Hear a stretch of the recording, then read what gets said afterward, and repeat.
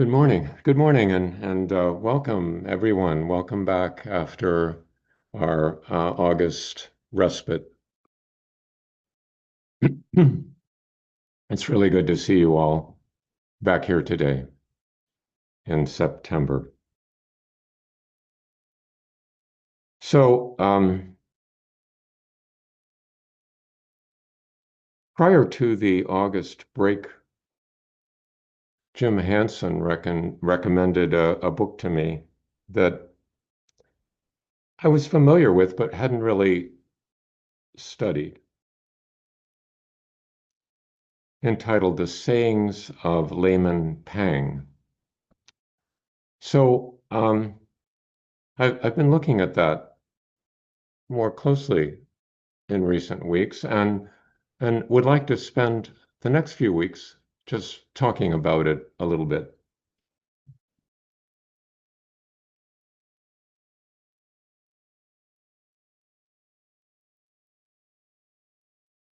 So,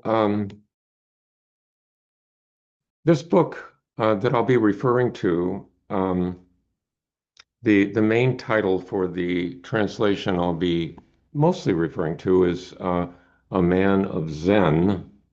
It's Sayings of Layman Pang. I don't know if you can see that. It's probably blurred out. Um,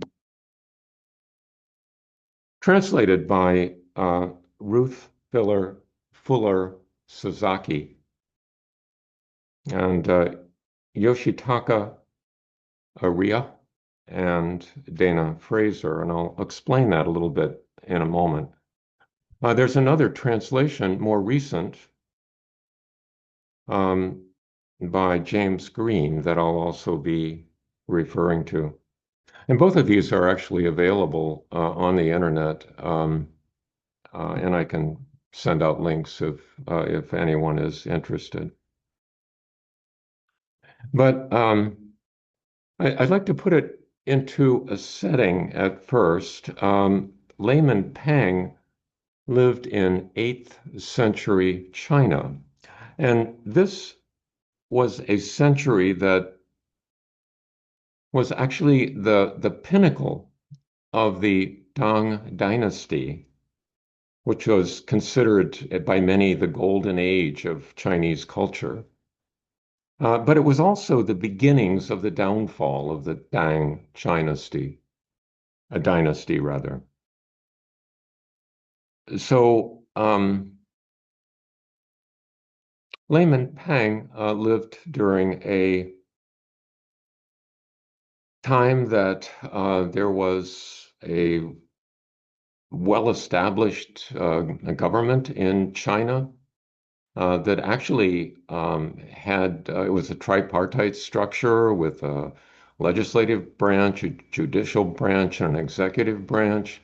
Um, and there were also um, subdivisions of the country into districts, very much similar to the states of the United States. There was an elaborate system of um, bureaucracy with civil servants and a meritocracy. There were merit exams that were taken for the various positions. So it was a quite advanced political structure and culturally there was much art that was produced during that time as well. Uh, but towards the end of that century, there was in one of the districts there was a warrior leader who took the notion of forming a rebellion against the imperial government and struck out with anywhere between 100,000 to 150,000 soldiers and just produced murder and mayhem throughout China. It's estimated that that more than 15 million people were killed during the An Lushan Rebellion, as it's called. And it was a time when really all over the world, not just in China, the life expectancy was between 30 and 35 years. Half of children didn't survive until 5 years of age. Um, and this was in part due to infectious diseases, um, inadequate sanitation, famines, shortages that would occur from time to time. So it was not an easy time to be alive. Um, there's frequent, just reference to um, people like Layman Pang going from one place to another, but we must remember that he didn't have paved roads. He was, and he relied on walking primarily. That's what most people relied upon to get from one place to another. They would often walk 20 to 30 miles a day and not consider it a big undertaking. So, in some ways, the world was a lot different from ours, but in some ways, similar, where there are these governmental structures that are fallible, and uh, ordinary citizens sort of deal with the consequences.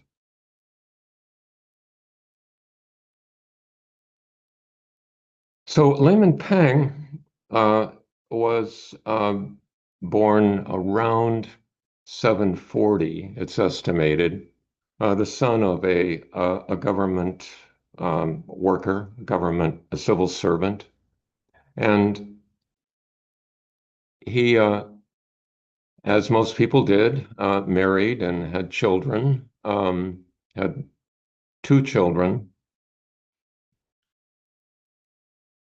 But when he reached somewhere around the age of 40, um, he wanted more out of life. He wanted to understand his existence with greater depth, and he was interested in Buddhism, and he decided to sort of go all out. He took packed all of his possessions into a boat, took it out to a river, and sank them. His justification for doing this was that they were really a major distraction for him and an impediment to his spiritual development. And he didn't want to inflict that impediment on anyone else, so he didn't give them away either. He just sank them in the bottom of a river.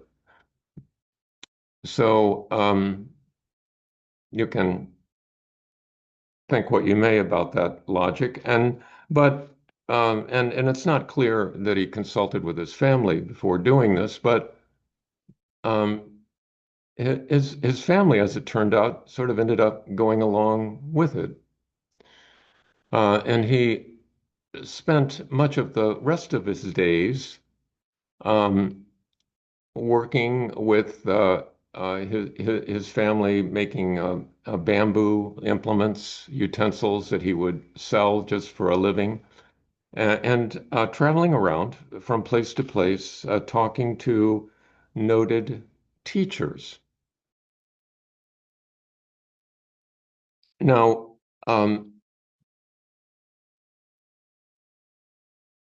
he also wrote poetry, and some of his poetry is extant. And actually, the information we have about these encounters that he had with these Buddhist teachers at the time only comes to us because there was one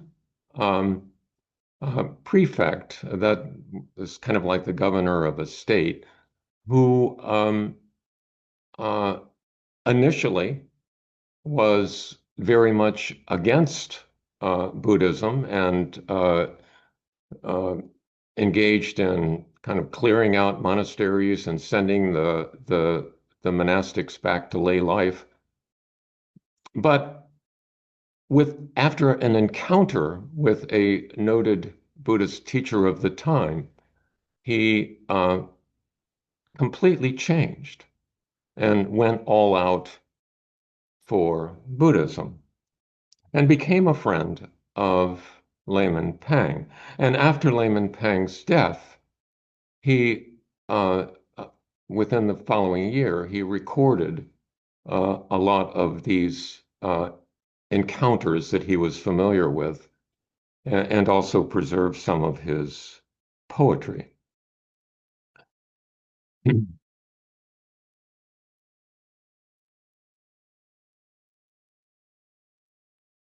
So that prefix name was UT, by the way, YUTI. Now, I'll also talk just a minute about the translation I'm using. The translation by Ruth Suzaki was came about because of an encounter between Ruth Suzaki and a actually the first Japanese Zen teacher to take residence, full-time residence, and become a citizen of the United States. Um, and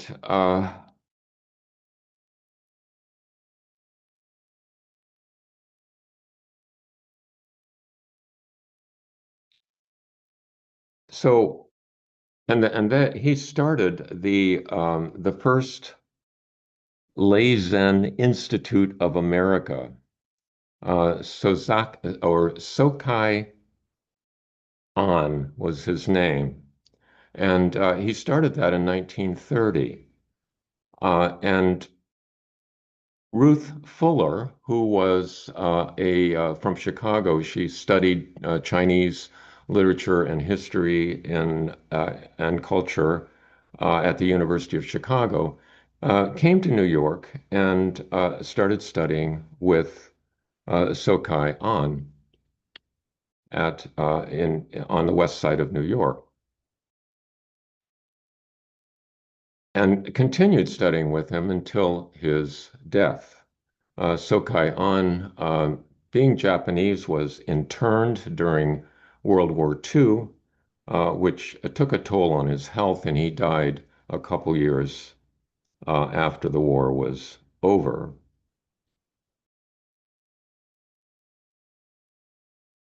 But Ruth then went to, after a year or two, went to Kyoto and studied further in Japan, where she resided primarily for the rest of her life. So after Ruth Fuller's death, she left a translation of this text, the recordings of Layman Pang. And one of her friends, Dana Fraser, took on the challenge of bringing this manuscript to publication, which finally came out in 1971. And it was the first translation of this text. I talk about all this because there's so much contingency involved in these teachings coming to us, so much happenstance, so much chance encounter. Uh, Yoshitaka Ariya is a Chinese scholar living in Japan who is an expert on Dang China, dynasty Chinese texts. So he participated along with Ruth Fuller, Sasaki, and Dana Fraser in bringing this text about. So the text is a series of short vignettes, encounters between Layman Pang and noted Zen teachers of the time, and also other lay people of the time who were Zen practitioners. And we'll just get today to the first encounter, which was with a Zen teacher, a Zen master, Shito. Shito um, was well along in years by the time that Layman Pang encountered him. And Shito is one of the noted ancestors in the Soto Zen lineage. He is best known for writing the Sandokai, which can be translated harmony of difference and sameness, or identity of the relative and the absolute. A couple lines from the verse will give you an idea of what the Sandokai is about. Shito says, grasping at phenomena is the source of delusion. Uniting with the absolute falls short of awakening. So, on to the encounter. At the beginning of Chen Wen era, about 785, of Dang dynasty, the layman visited Chan master Shito. He asked, Master, who is the man who doesn't accompany the 10,000 dharmas? Who is the person who doesn't accompany the 10,000 dharmas? Shito covered the layman's mouth with his hand. In a flash, Layman Pang realized.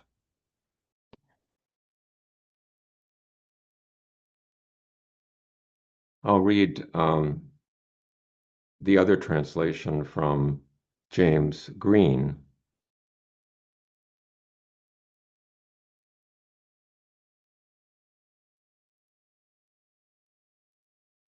In the first year of Chen Wan period, the layman went to see Zen Master Shito and asked him, what about someone who has no connection with the 10,000 dharmas?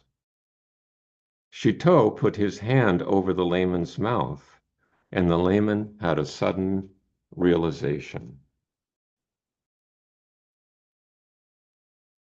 So this question,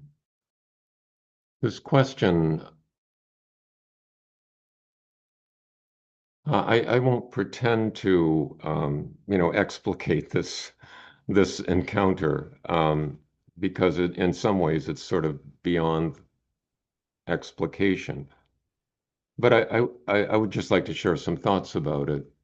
In some ways, this question, what what is a person who is separated from everything else? It's almost like the question, who am I? What is a person just detached from everything else? And Chiteau's response was to put his hand over Layman Pang's mouth. It's such a tender gesture. It's almost like a mother trying to calm an anxious child.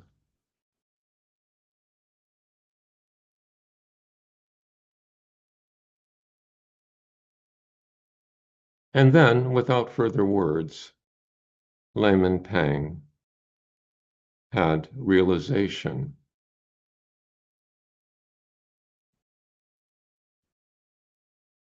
This and apparently resolved his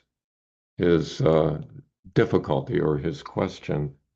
But reading this reminded me of a an encounter I had many years ago, maybe 20 or more. Um, Carol and I were in Boston for one reason or another, and we went to the Cambridge Zen Center.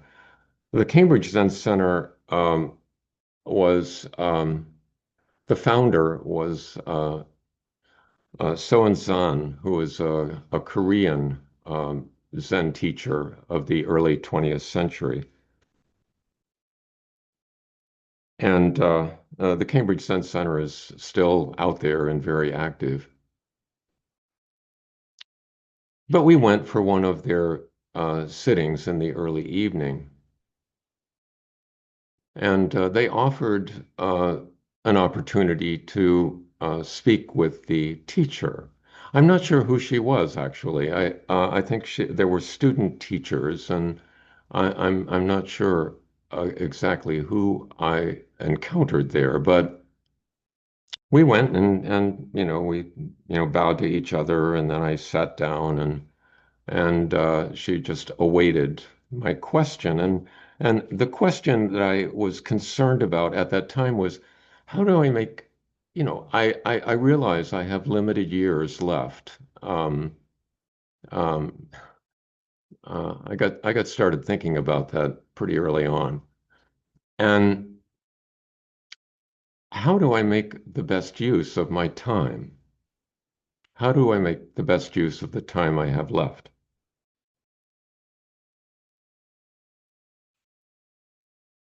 And she looked at me, and then she hit the floor and said, "Don't make time." And that was the end of the session.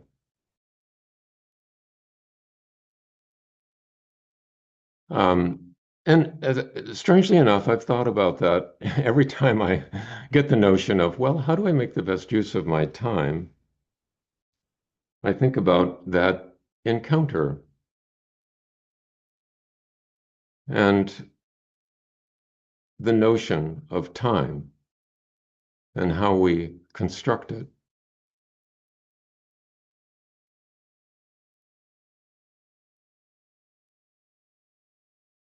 And how we use it and how it uses us.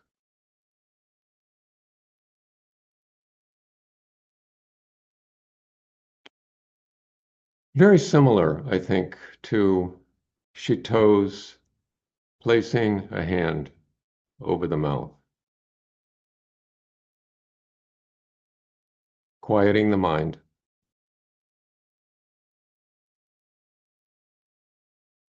inviting one to experience and not to think about experiencing.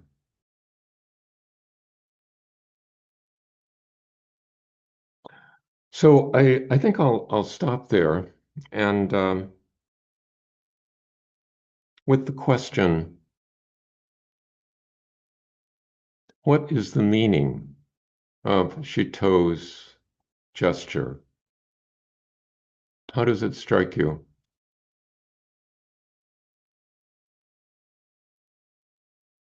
What is a person when disconnected from everything else? Hey, Will, Yes. I'm so sorry to interrupt. Could you repeat the question he asked? Yeah. I'll repeat it in two different translations, Thank you. just as a bonus. Who is the man? You can substitute person here. This came out in 1971. Who is the man who doesn't accompany the 10,000 dharmas? 10,000 dharmas is a term that's used to describe everything, the world we live in, 10,000 things, the world of things.